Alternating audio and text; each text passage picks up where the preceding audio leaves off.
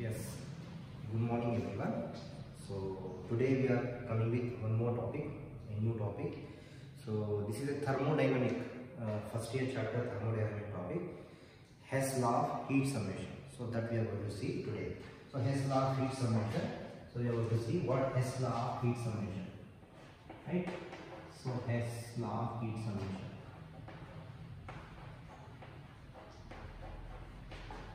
Hess law of heat summation.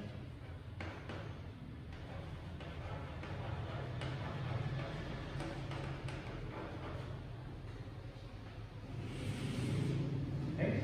So we will see what Hess law of heat summation today. So Hess law, nothing but if I define Hess law, so Hess law is simple. Hess law is simple. So for example, a reaction is taking place. If any reaction is taking place, if the reaction is taking place, so Hess law says that the amount of energy when a reaction is taking place, the amount of energy which is going to be released or absorbed.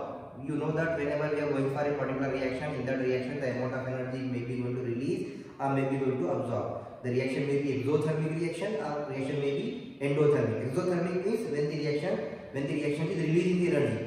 When A is converting into D, suppose when A is converting into D, so simply I can say when A is converting into D, it is going to be exothermic when the amount of energy is released, exothermic. And when A is converting into D, if I say endothermic, amount of energy is absorbed. So for a given reaction, the amount of energy is released or absorbed. The release or absorbed is going to be same. What Hess law says?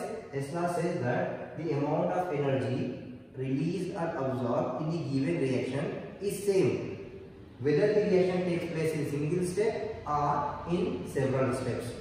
So if a reaction is taking place in single step, the amount of energy released or absorbed is same. And if the same reaction is taking place in several steps, the amount of energy released or absorbed is going to be same. There is no change in the energy says by Hess law of heat summation.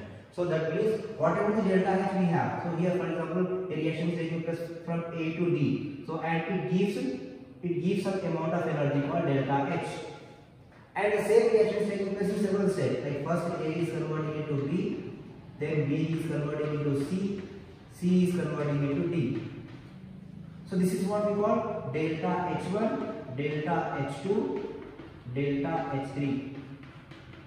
So according to Hess law of heat summation, this delta H is equal to delta H1 plus delta H2 plus delta H3. Right?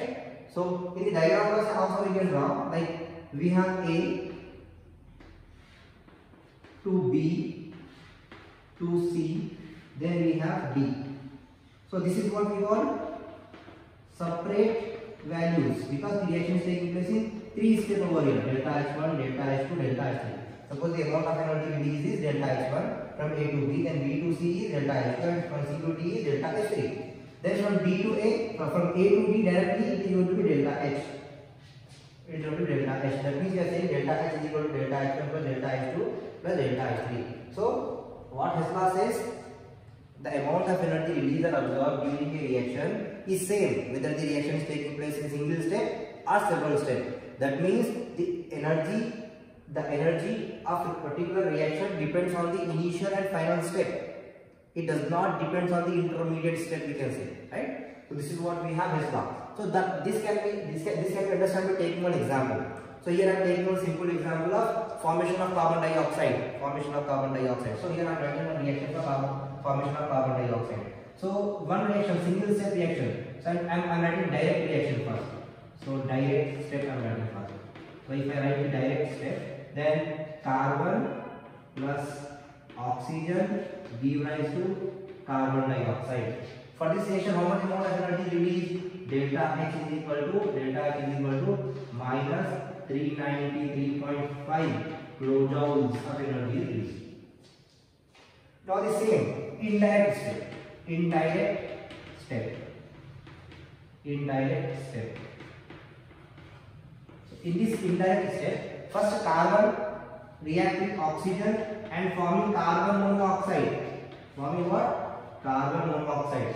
And that carbon monoxide in the second step carbon monoxide in second step, it is reacting with one more oxygen and forming carbon dioxide. So this is two-step reaction. So this is step 1 and this one is step 2. So this is a two-step reaction, simple two-step reaction. So the amount of energy, if you see, delta H1, the amount of energy for first step delta H1 is equal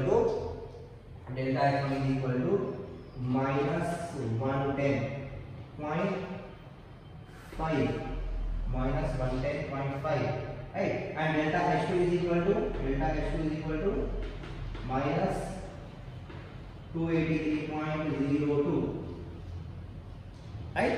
02. So this is what the energy we have. Now if I say delta H, according to Helmholtz, what we are saying, delta H is equal to delta H1 plus delta H2. What is delta H?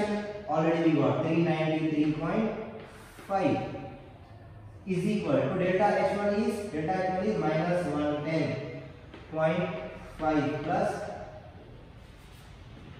minus 283.02. Sorry, 283 minus 283.02.